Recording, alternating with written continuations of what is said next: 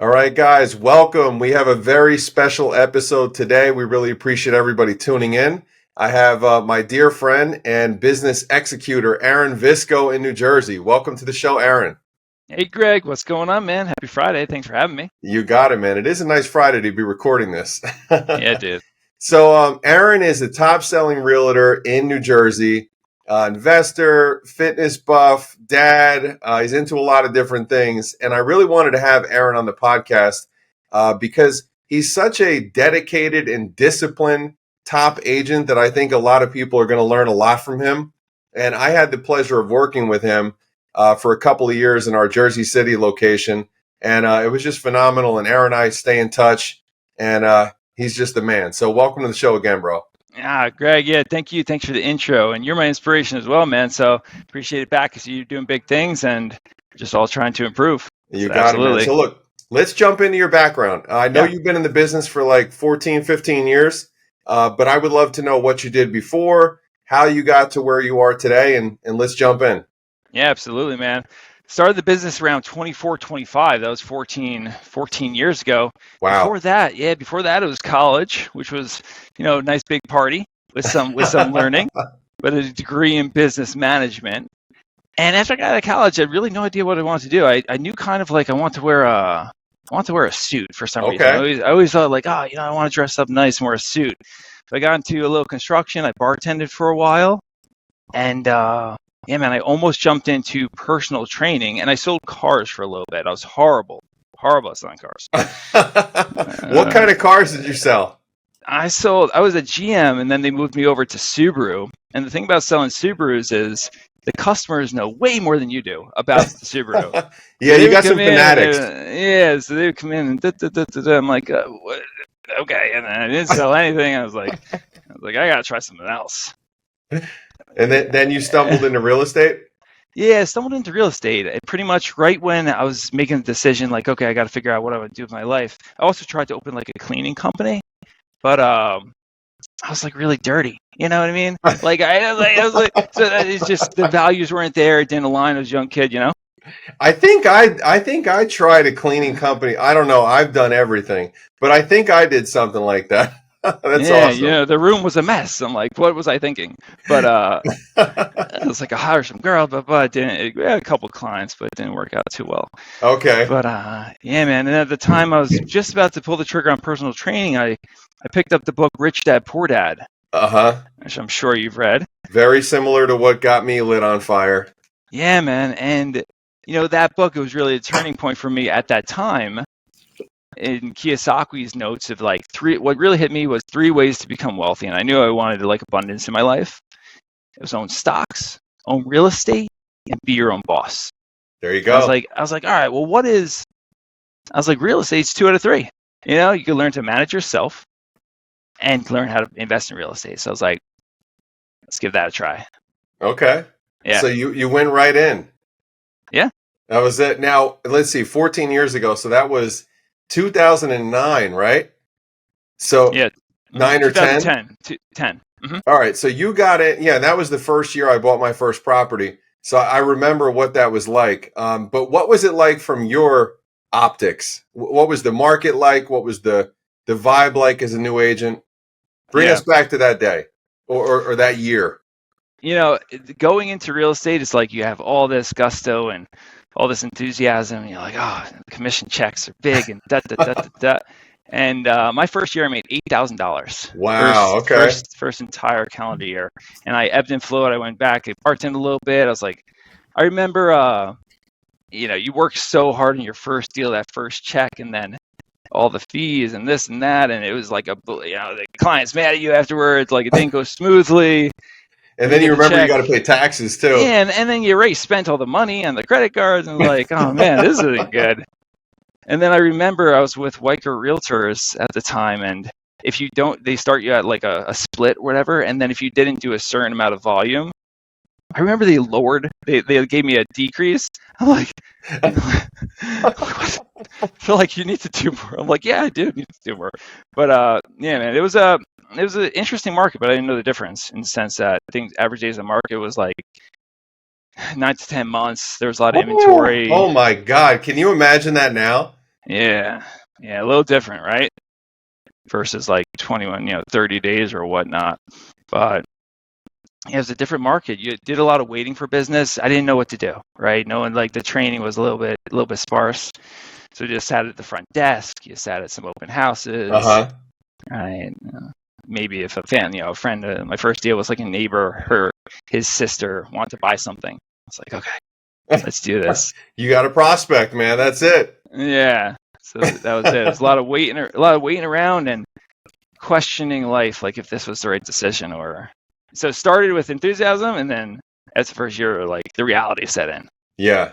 Yeah. You know what's funny? You brought me back actually by talking about the days on market to when my wife and I, the first house that we bought together, we decided pretty quickly that we wanted to sell it because we realized we kind of stretched ourselves a little bit, and it was a gorgeous house, Yeah. but we realized we wanted a project. So that's when we started like the live-in flips basically. Okay. And that's what helped to catapult us. But I remember I think it took like 4 or 5 months to get the property sold. And I can remember because you have so much personal, feeling and emotion vested into it. You're like, what's going on here? Like, it was immaculate. I remember I would do my own open house, which I would not suggest that. And it was really strange. And I think that a lot of the agents that are going to listen to this podcast now, especially the ones that have gotten the business for like the past 5 years, they can't even imagine what it's like to actually have to call sellers for 8 to 9 months or 3 to 4 or 5 or 6 months with updates and get price reductions. And that was a whole new world. I remember that. Yep. And we were in that market for quite a while. Yeah. 2010 to 15, it started to ramp up or whatnot.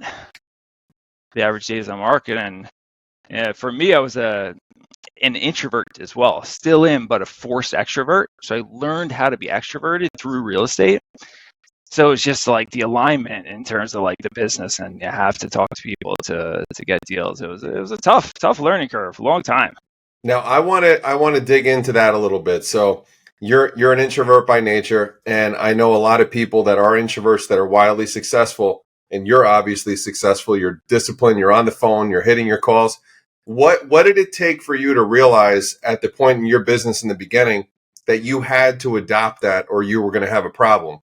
Because if you didn't step outside of your comfort zone at all, you wouldn't have achieved what you did today, at least in real estate sales, I think. Mm-hmm. But what did it take to become the prospector that you are today and the people person? Mm-hmm.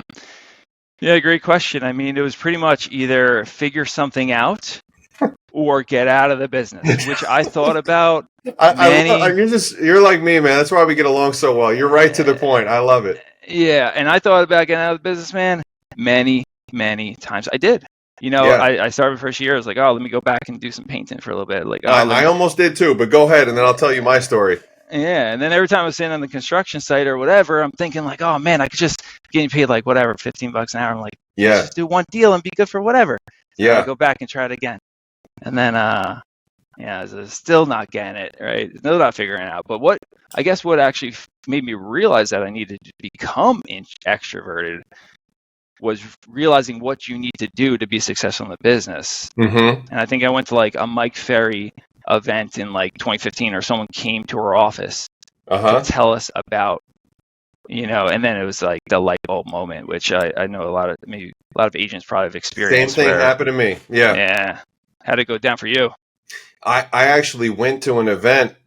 This was when I was getting ready to transition and go full time. And I went to an event in San Diego, and I was like, where am I? Like, where am I? And where do I find more people like this?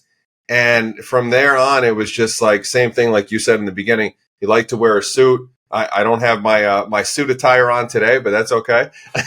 But I just love the kind of like militant vibe. Like, this is what you're going to do. This is how you're going to follow up. This is how you're going to close. And for me, it was just a natural fit. And I think that you most likely experienced this as well, is that so many of the competitors are just nowhere near even like close to being on that level. It was just like, I knew if I went on listing appointments and that's the way that I conducted myself, I would just eat everybody's lunch. So yeah, that was my exposure. You saw the potential there about 100%, the people that are doing it at the high level. but there was still that crazy apprehension of like, I'm here, like all the steps you might need to get to that Oh level. yeah. Yeah. Oh yeah. Yeah. So when did you actually go full time? What year was that? I was full time from the start, but I jumped in, jumped out, jumped in, jumped out. So I guess Okay. I guess probably like the third year, I said, okay, let's keep doing this. Okay. Like the second year, I made like 30,000, and then like 50,000. So once I was like at like 50, I'm like, okay, let's take the next progression and figure out how to do it. Yeah, it's very similar, man. Like once I figured out what expireds were, and I was like, wait, you can call these people? Because nobody had told me that until I think I got to the second brokerage that I was at, and then I started to watch YouTubes and stuff like that, and I was like, oh, okay, we could do something here. But Yeah. about the getting out of the business comment, yeah, I can remember it was probably around that time when my wife and I were selling that house that I discussed, and we would just joke because the phone would never ring, right? So I had this second phone, so I still have a second number. That's the business line. But I had this little blue phone, and I still have it. I have it in my home office. And we would just joke and act like the phone was ringing. What? And Visualize the like, success? Yeah. But yeah, I can remember we talked about it. We were like, look, nobody, like, I have to figure this out because this is, like, I knew I had the potential for it, but I just didn't have the right leadership or guidance to how to make it successful yet. And then once I figured out expires and door knocking, I'm sure similar to you, and then it was just game over. But what was your bread and butter? Because you're a phone guy. Was it relationships? Was it expireds? No, man, I didn't have a bread and butter in the beginning. Okay. It was whatever I could touch. So I started doing like a lot of rentals and sat at the floor desk. It's really like it's a slow learner, Mm-hmm. like forever. Talk about being disciplined now. It's like I wasn't that before, right? Yeah. Many, many, many, many years. And then I was always really valued the relationship with the client in terms of providing the best service, like being like analytical, amiable, wanting them to have a good experience. Okay. So after many, many years in the business, the referrals started spattering in here and there, Okay. right? Like people would come back to me, oh, you helped me buy the house, you helped me sell the house, it was a good experience, whatnot, Mm-hmm. the honest, ethical, whatever. Mm-hmm. So the repeat and referral started to build up. That takes time, but yeah, I didn't always have the killer go get 'em. Okay. Well, let's talk about that because I want to talk about the discipline aspect. So it takes a lot to be in the office, making calls. How many contacts do you make a day, typically? The goal is 30 contacts, but I've been falling short. I'm trying to up it. I'm working on some systems to up that. Yeah, 20, 25. Okay. I'm 2025 though falling around there lately. But that's still more than I would say 90% of the competitors, maybe even 95% of your competitors in your market. So what did it take to come up with that level of discipline, and how do you stick with it? Because especially now, like December's here, right? People start getting lazy. The parking lot was half full when I pulled into my building. I know what people are going through. They're saying, well, the holidays are here. I'll get back after it in January. But you're still there day in and day out. So how do you keep that level of discipline about you? Yeah. I was really thinking about that. And what I was thinking about in regards of discipline, right? I was like, what is discipline? So what I learned is that motivation is fleeting. And while motivation and inspiration are not only essential, they're needed, is where everyone starts. Discipline is what creates the results, right? And I think seeing other people, like being exposed to other people that have the highest levels of discipline and the results they're creating, and just knowing like that's what's needed, right? So it was something that was taught, something that was maintained, something I gained more over the years. Check my notes here. Oh, also, so discipline, I guess you could relate it back to motivation, right? So like right now, for the last 3 years, I've bought a property every year. That's and like awesome. just keeping no money, That will keep Yeah. you disciplined, right? If you Yeah. want to pay, if you That'll want to keep you pay your disciplined real bills quick. and get some more, instead of Uh-huh. staying like cash poor. Yep. So that's pretty good. Um, Also, I'm 38 now, so I think the level of maturity has kicked in Yeah. to help the discipline. And having 2 kids, it makes Yeah. it The come a little kids help. easier. Yeah. Also, if you want to have huge goals, that will help you become disciplined, and accountability, right? Like a prospect with Kira over here, and just surround yourself with other people that are doing the same thing, and not letting them down, like giving other people motivation, etc. Yeah, I think that's a big pro tip right there. And I tell people this all the time, and this is what really helped me in the beginning, was having a partner or a prospecting buddy or somebody that you can lean on, because this can be a very lonely business. Would Yep, you agree? absolutely. Like there's days where, like, I remember when I first went full time, because I had come from the corporate America world, people are gathering, the office is buzzing, then people are going out to happy hours or whatever. And then the first year when I went full time in 2017, I remember coming home and I'm like, I'm lonely. Like, like I would tell my wife, like, this is lonely. And that's when I knew that going more of a team route and, like, getting involved in the office stuff, that was for me, because I think that's a downfall of so many people right now, man. Yeah. Like, even in the recruiting calls and stuff that I'm doing, like, you call some people at 10 o'clock and it sounds like they're still in the bed. Like, Absolutely, man. I wouldn't doubt it. yeah, Wouldn't doubt it. It's the self-starter. It's the best thing about this business and the worst thing about this business. So until your goals are so big enough or your drive is so good that it pulls you up. Like right now, that's the point I'm at, right? It pulls me yeah. up. I don't need to push myself anymore to have the discipline. So, but it takes a long time and some internal stuff to get there, and also practice and repetition, right? Like habit creation. So you just do. And so you bought a property every year for the past 3 years. You're doing a bunch of transactions. You're in the office now. Are you typically in the office every day? Every day. All Yep. right, we're going to drive that point home, okay? If you're listening to this podcast and you're struggling, get in the office. Get out of the house. The work from home is not for everybody, even though it's nice to just hang out and, do whatever you want to do and walk the dog and whatever. You have to get out of the house. You have to change your environment. That's going to change your production, which is going to increase your life. So you have to get out. Yeah, you have to get out.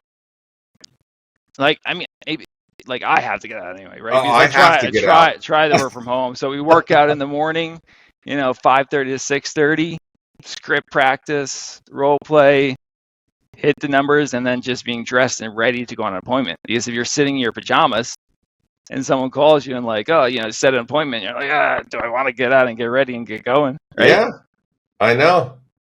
All right, So let's talk about coaching, Aaron. I know you still have a coach today, and how has coaching played a role in your life?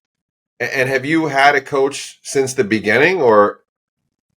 So I think I mentioned before, I found Mike Ferry coaching in like 2015.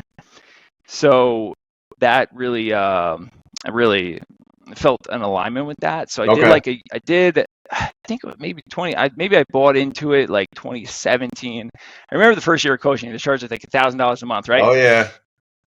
And I still wasn't making a lot of money. And at the time, I was like going into debt. I wasn't doing many deals. And I called them up. I was like, you know what? This isn't working. I'm broke. They're like, well, we're still going to charge you. I was like, I can't even pay you guys.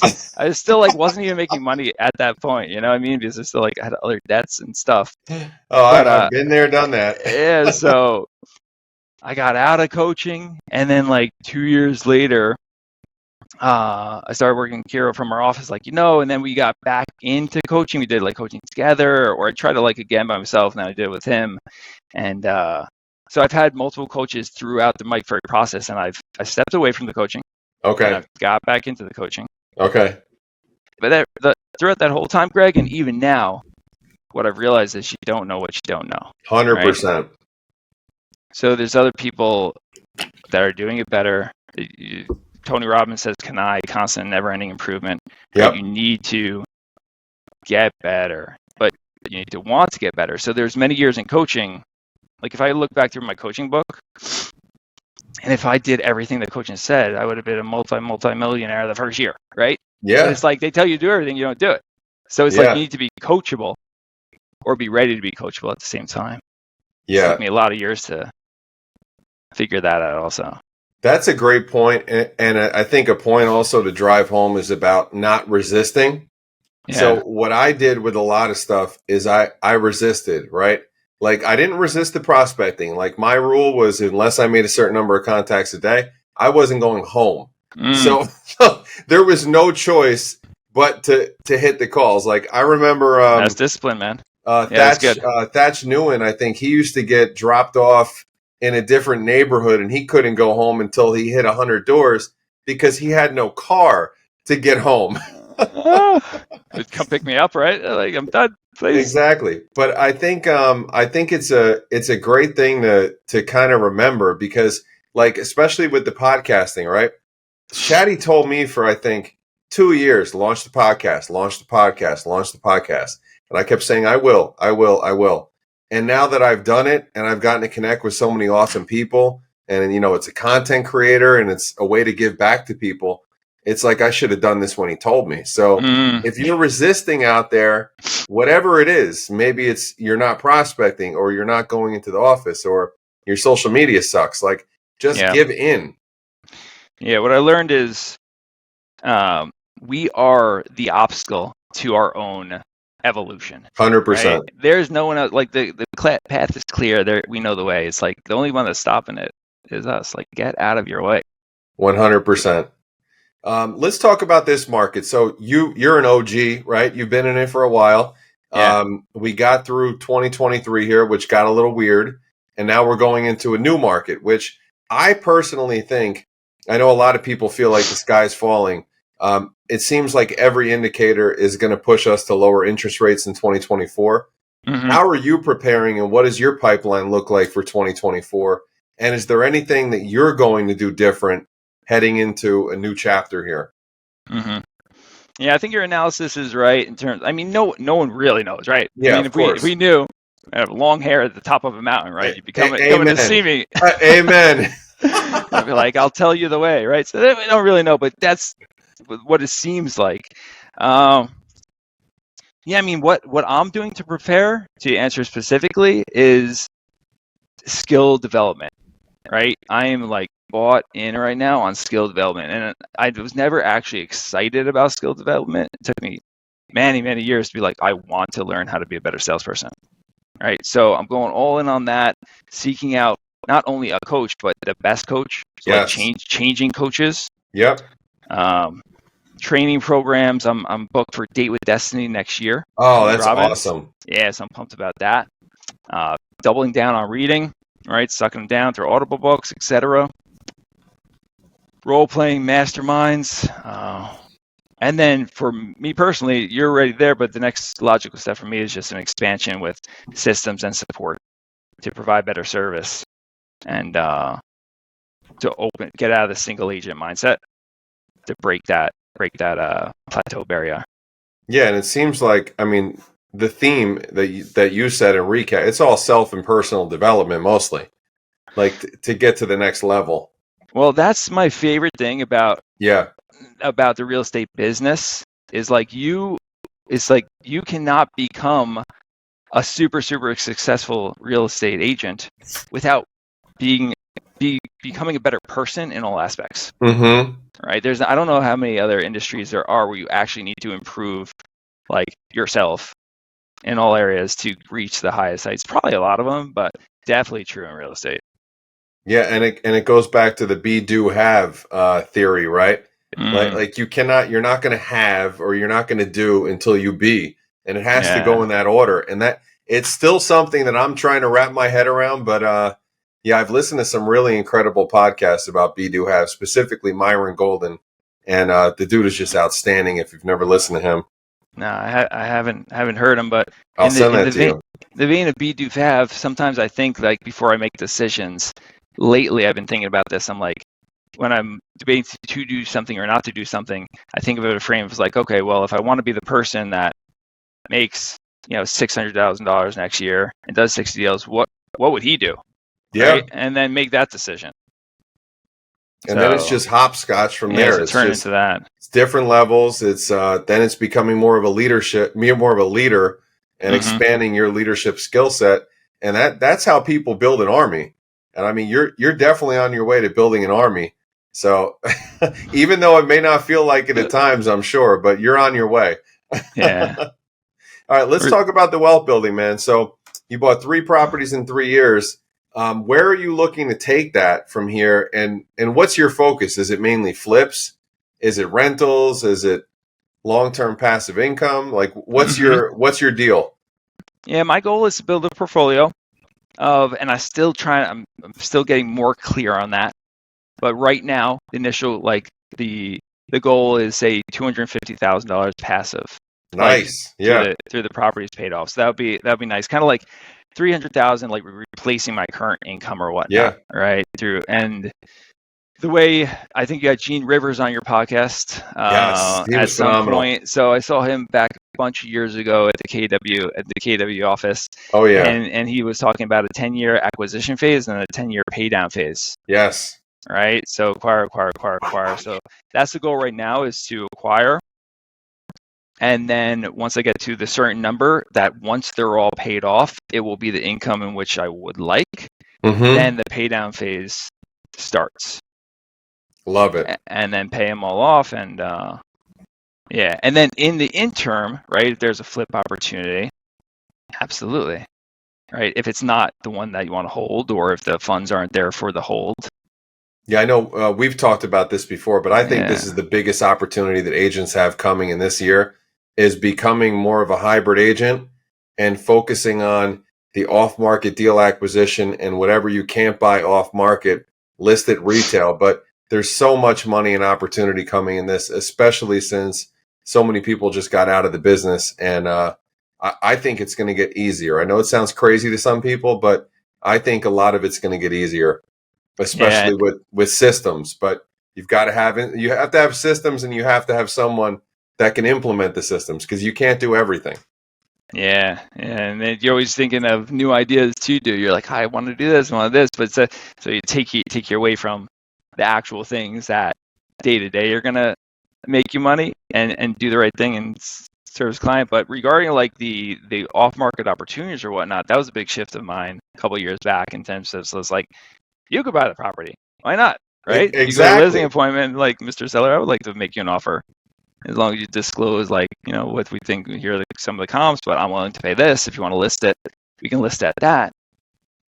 Yeah, that was the craziest thing, man, that I ever saw when I got in the business, and especially when I became a team leader of the KW office, and I was coaching, consulting, recruiting, Mm-hmm. and I was coaching, consulting with people that were in the business for 15, 20, 25 years, and so many never bought property. Mm. And it's like, to me, it just hurts my heart to think about that. Like, how do you have access to great deals and you're just pushing them off to other people, Yeah, never buying anything for yourself?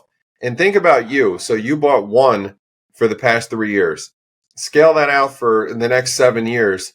You've got 10 cash flowing properties. And I'm sure you're going to buy more, or buy bigger buildings or something. But like, you said you're 38. By the time you're 50, you could be done if you choose to be, at least absolutely. from that side of the business. And I think that's the power of being in this business. But you I have want to to get have it an done open mind. faster. Yeah, The goal right now is like mid 40s, to be just like have the act, the like go extra hard, just get it done, and then have the next evolution of whatever life would be. I know that's why I was telling in the beginning, your inspiration in terms of all the other things you're doing right now. yeah, I'm like, all right, what else is there out there, right? Other than like the next evolution of this, yeah. I mean, I or like of I told life. you this. Like, I want to be a professional investor. I want to buy companies. I want to have a large group, and I think that will eventually be the next phase. But that's the crazy thing about the world that we're living in right now. Like, people might be going to 120 and 130. I heard somebody say, I think it was on Ed Milet, he was talking about this, that like the younger generation now, and like the kids, like they might go to 180. Like, do you Like know? Do you know how years much of passive income you need if you're going to go to 180? there's gonna be some things I don't know, man. You're gonna need a But lot. even 120, you need a lot of passive income. Yeah, for sure. For sure. So who was there an inspiration in your life in the beginning that started to spark that fire besides the book? Because I'm sure right now, I would assume that 14 years ago, you weren't saying that, hey, I'm just all in on 250, 300 a year in passive income. That has to start to build up, especially like when you look at one rental property and you're like, shit, that's like $1,000 a month. Like this is going to take forever. But did you have anything that was a big inspiration or someone in your life? To build a portfolio, I think that's just an evolution of thought in terms of what can create passive income. I mean, inspiration in life, like when I started to come up in real estate, it was always just like to make my parents proud, right? I'm like, okay, how can I make them see like, all right, they did a good job and I was, what would be considered successful. I remember the first times like making, like crossing a $100,000 mark. I remember being a new agent, like that was like that was for many years. It was like that was the goal. That was the goal. That was the goal. Yep. And now it's like it's completely changed. But there was always like, oh, they'll be proud with me, then I'll get here. But now as it evolved, now I have a couple kids, right? You're a boy now, so I want to make them proud, or for them to see possibilities, see work ethic, see opportunities, and then going back to like the person you become to get there, to be able to teach them all the things that you learned along the way to get there. So that's like the inspiration to like teach those little minds. That's awesome. Yeah. It's awesome. All right. Next. So we're gonna start to get ready to wrap it up, but cool. Talk to me a little bit about your daily routine. I know you mentioned in the beginning, but is there anything for you or part of that that's just non-negotiable besides like, the prospecting, the lead gen? Because you're an example of what people need to follow. Yeah. Like you are, especially if you're a newer agent on this call, like take vigorous notes, because if you find this discipline, if you can channel this, you can do anything that you want in this business. But if you're just going to flop around and you're not going to pay attention to what Aaron's about to say, hey, I tried. Yeah. I mean, non-negotiables are I try to make that. So the schedule is, you're right, 4:30 up in the car, drive to Jersey City, hit the gym, an hour, right? Come in here, do the morning role plays, kind of get the mind right, then get started with it. So ideally trying to get the calls out of the way in the morning and not letting them spill over to the afternoon. Yeah, for sure. Then setting the appointments. But regarding the schedule, it's such a trial and error, man, and it takes a long time, and just knowing it's a lot of mindset shifts to keep you in that schedule. Also, knowing you're only so far away from your next qualified appointment, or having the mindset. There's so many different mindsets. Like people out there like literally need your help. All right, so it's like there's the opportunity and abundance mindset that there's so much to do into the coming year, and now's the time to get it, and then your goals and etc. So I don't know if that answered your question or is rambling a little bit, but no, I think it's helpful, and I think that somebody else that was on the podcast, they shared that the way that they start their day is by saying that something beautiful or something amazing is going to happen today. I think when you have that mindset that there's somebody on the other side of the phone that needs your help, it doesn't feel as painful and the phone doesn't feel as heavy every single time you go to pick it up. And it makes it so much more enjoyable. Like for me, like when it's a game to me, right? Yeah. It's a game. I ask myself, especially in the beginning, like, I can't die doing this. Like, you can't kill me through the phone. So the worst thing that can happen is like I get hung up on, or I get my feelings hurt. But when you think about that, you can actually help people, and that's the reason that you're doing this, and you're not just doing this just to make one more deal this year, even though that would be nice. But I think it helps to change the mindset around it. So that's cool. I appreciate you sharing that. Yeah, a lot of different mindset shifts that you can make in there from that frame. Oh, that's definitely one of them. Like, you can't be killed. Like, and then you do it so long that it doesn't hurt anymore, right? You just pick up the phone. I remember when you just get started, you pick up the phone. It's like agonizing to make those first few. Now it's just do it. This is your job. right? Enough so people forget about life. Like, this is our job. We Yeah. need to talk to X number of people. And then realistically, I'm trying to up the contacts, because the people that are doing it at the highest level, if you're going to choose phone prospecting as your system of business, they're doing more, man. They're Yep. not doing 20, right? They're doing more. Yep. We're having people that are calling for them. It's 30, 40, 50. yeah. Maybe somebody else is on the phone, maybe whatever. Text blasting, like door if you're not knocking. there's other ways to do business. We both know it. Like, you don't have to be on the phone. Yeah. You could spend a lot of money, do a ton of mailers. You could, right? You could host parties once a month, every month, for everyone to say whatever it is, become the guy. But if you're going to take this route, you got to do a lot of it, and you got to do it consistently, and you got to do it for a long time. And then that's great advice. And then just know that the other side is beautiful, right? Like, there's a lot of opportunity out there. Yeah. That's true. And it's not going to happen. Every problem. And it's also not going to happen with 10 to 15 calls a week if that's the route that you choose. Like, no way. I've seen it. I've heard it. I've experienced it time and time again with folks that are struggling. And it all comes back to your level of activity. Like, you cannot hide behind activity. You have to put the reps in order to get to the next stage. And like you said, it actually gets good once you get on the other side.